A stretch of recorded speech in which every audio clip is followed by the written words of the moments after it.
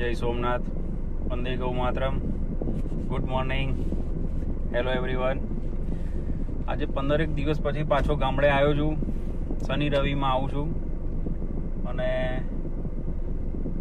ગામડે તો મારા મધર ફાધર છે, એટલે ફાધર રોજે રોજ ખેતરમાં આવતા જતા હોય અને હું અત્યારે સુરેન્દ્રનગર રહું છું, એટલે શનિ રવિ જ આવું છું. એટલે લગભગ 10 દિવસ 15 દિવસ થઈ જાય છે વિડીયો બનાવતા.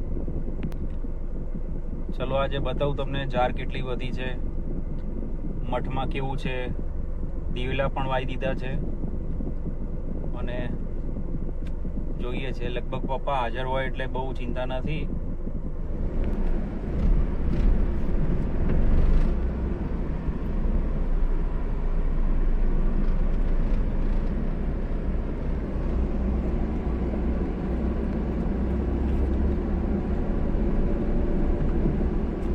આ અમારા ખેતરે જવાનો રસ્તો છે.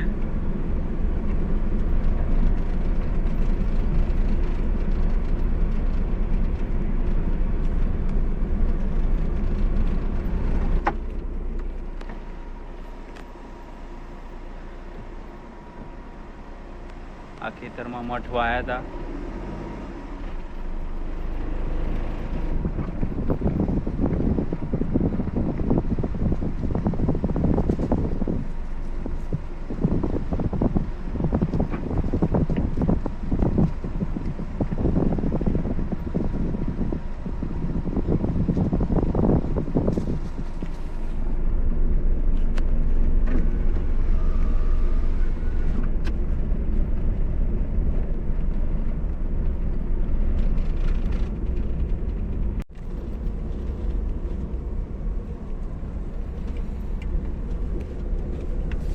બધો રસ્તો પાણીથી ભરાઈ ગયો હતો.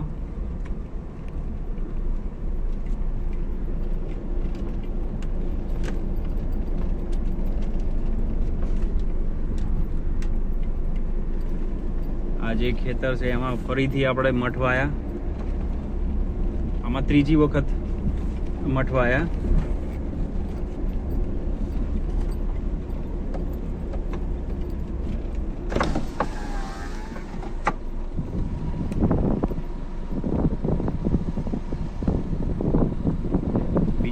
વાયા હતા એ ઉગી ગયા છે, બાકી આ બધું પાણી ભરાઈ ગયું હતું એટલે જતા રહ્યા હતા મઠ. ફરીથી આમાં વાવણી કરી હતી. આ રહ્યું મારા કાકાનું ખેતર છે, એ પણ આપણે જ કામકાજ કરીએ છીએ બધું.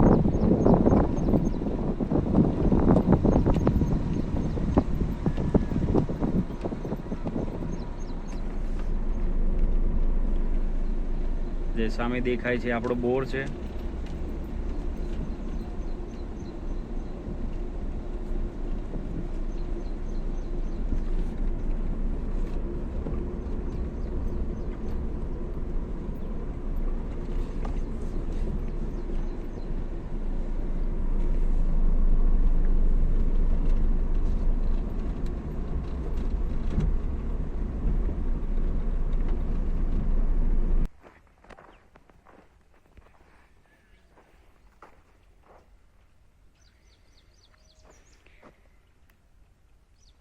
આ બાજુ જાર બહુ વધી નથી, પણ આ બાજુ બીજા ભાગમાં વધી જાય છે. બસ હવે 15 દિવસ 20 દિવસમાં જાર વાઢવાનું ચાલુ થઈ જશે.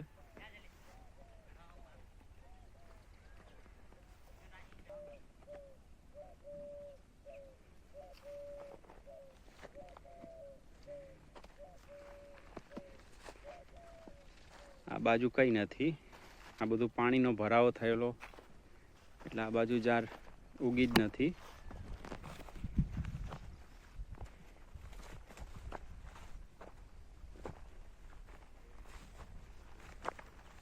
બાકી વાંધો નહીં આવે.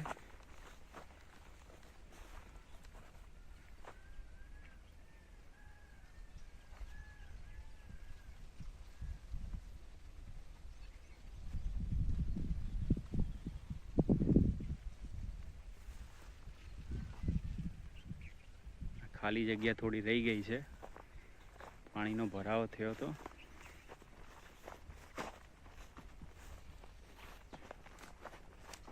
આ આપણે અંદરનું ખેતર છે.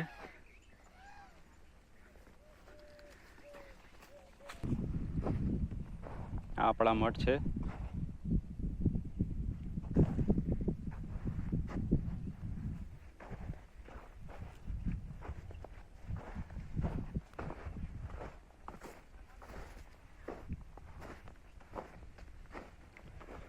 નિંદામણ થઈ ગયું છે.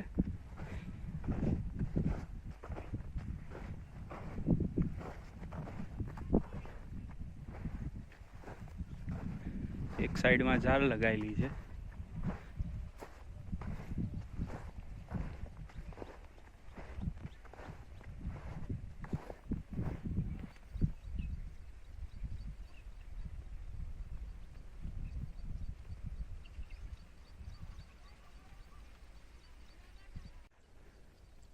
આખા ખેતરમાં મઠ વાયેલા છે.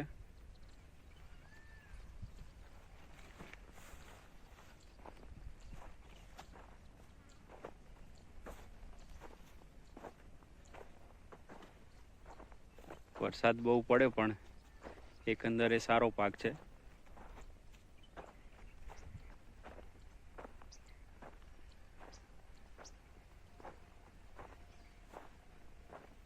આમાં પણ નિંદામણ કરી દીધું છે.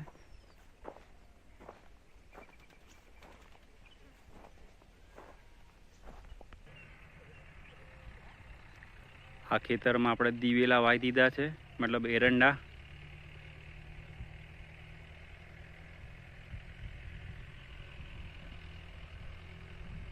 આ જે નાના નાના છોડ દેખાય એ બહાર આવી ગયા છે.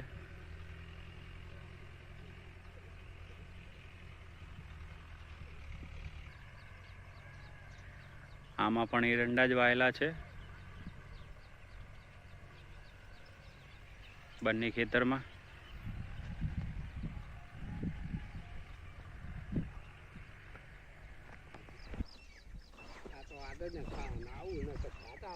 અમારા મોટા ભાઈનો કપાસ છે.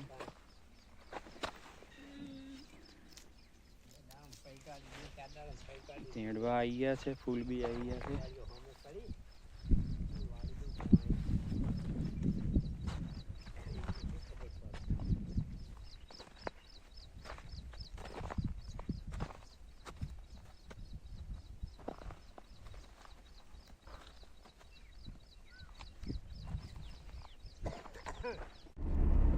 બપોરના વાગી ગયા છે 12. હવે જઈશું ઘરે જમવા અને જમીને પાછા આવી જઈશું ખેતર. અને બીજો આપણો જે બોર છે અહીંથી 1.5 કિલોમીટર દૂર છે, જે આપણી બીજી વાડી છે ત્યાં હજુ પણ રસ્તો ચાલુ નથી થયો. રસ્તો બંધ જ છે હજુ. પાણીનું પ્રમાણ વધારે છે એ બાજુ ભરાવાનું, એટલે એ બાજુ જઈ શકાશે નહીં.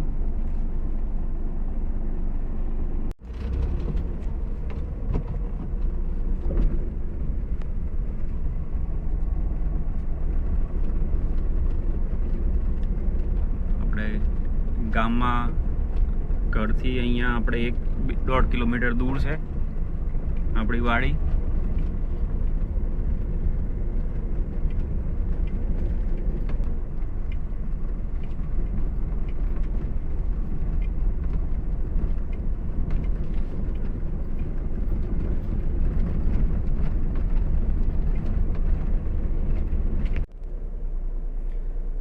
અને ખાલી વિડીયો ઉતારવું એવું એટલા માટે ખેતરમાં નથી આવતો.